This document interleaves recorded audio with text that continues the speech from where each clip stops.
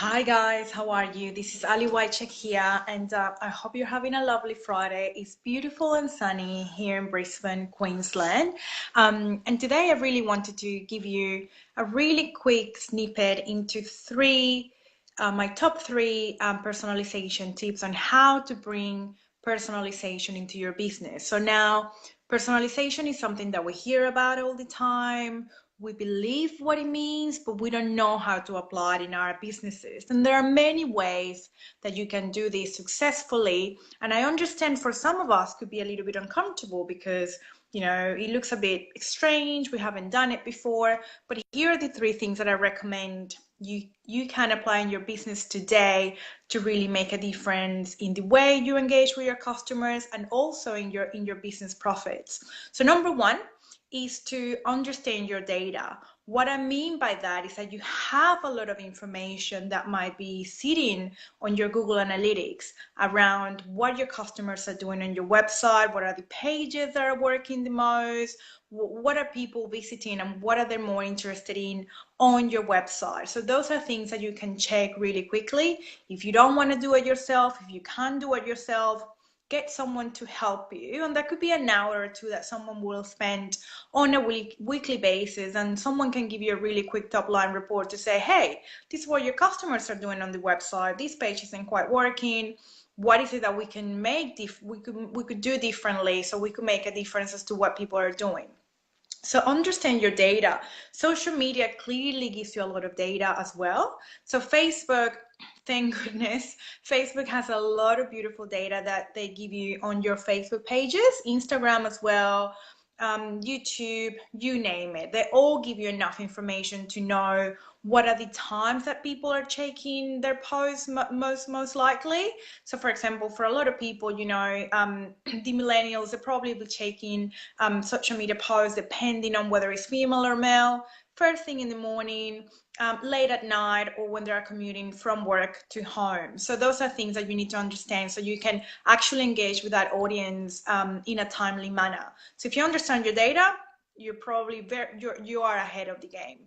Number two is to really talk to your customers. This is something that it sounds so simple, but raise your hand if you have talked to your customers over the last month. That's right, you probably haven't.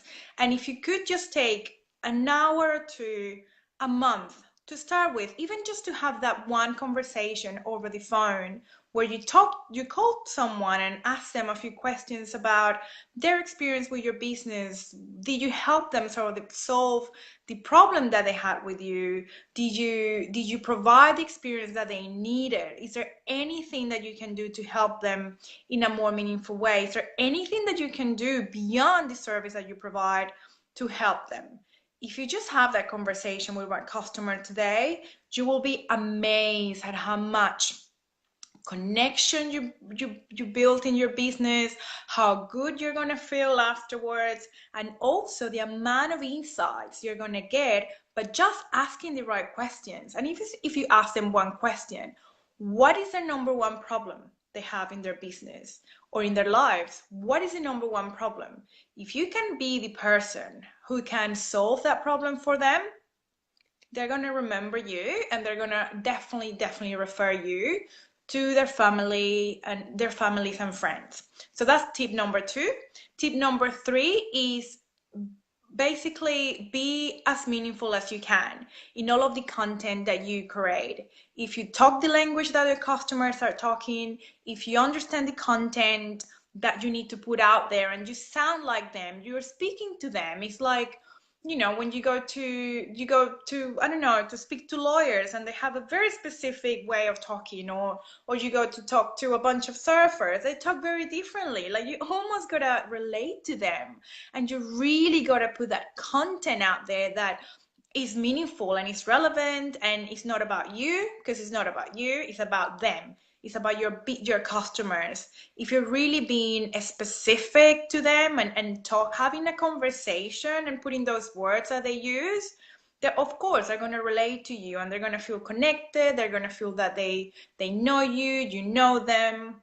And this is really going to provide that beautiful experience that a lot of businesses don't. And you will be ahead of the game just because you're really making that effort of understanding how your customers speak, what do they want to listen to, what are the things that they're interested in, and you get enough insights from them as to how you can make their experiences better, how you can make their lives better. So those are my top three tips for today, and I hope if you can just make one of these three things happen in your business today, next week, just do it. You won't regret it. I promise. It's going to be it's going to result in beautiful, beautiful things for your business and for you personally as a business owner as well.